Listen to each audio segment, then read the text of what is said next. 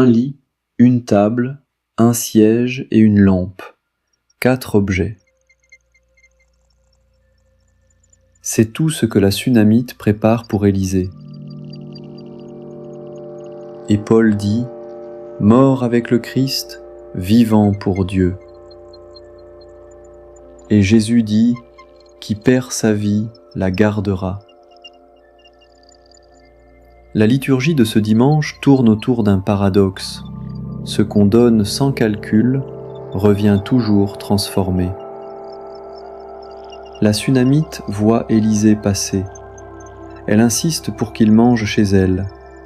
Puis elle dit à son mari, faisons-lui une chambre, un lit pour le repos, une table pour la nourriture, un siège pour la dignité, une lampe pour la lumière.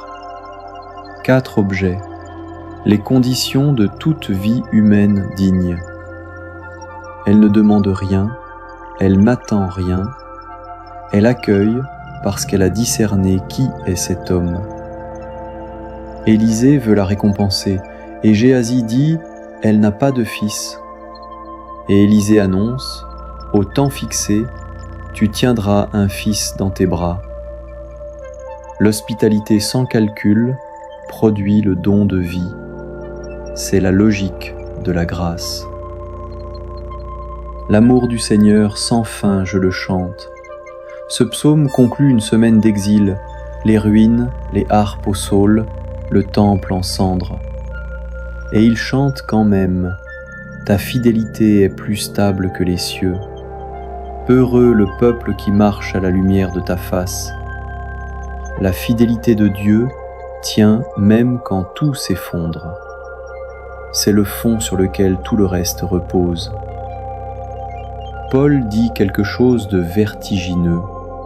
Par le baptême, nous avons été mis au tombeau avec le Christ. Sineta femen, ensevelis ensemble. Ce n'est pas une métaphore pieuse, c'est une affirmation ontologique. Nous sommes morts et nous vivons avec lui, pour Dieu.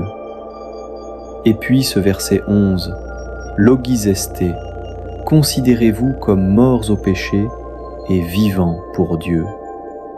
Ce n'est pas devenir, c'est être ce qu'on est déjà par le baptême.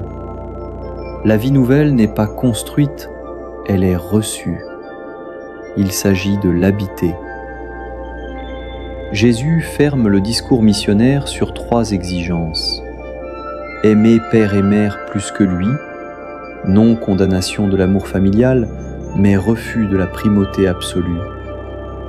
Prendre sa croix, non le martyre seulement, mais tout ce qui coûte chaque jour dans la suite du Christ. Et puis ce paradoxe, qui a trouvé sa vie, la perdra. Qui la perdra à cause de moi, la gardera. En grec, psyché et zoé, l'existence autocentrée et la vie eschatologique. Paul dit la même chose, mort au péché, vivant pour Dieu. 2 langages, un seul mystère pascal.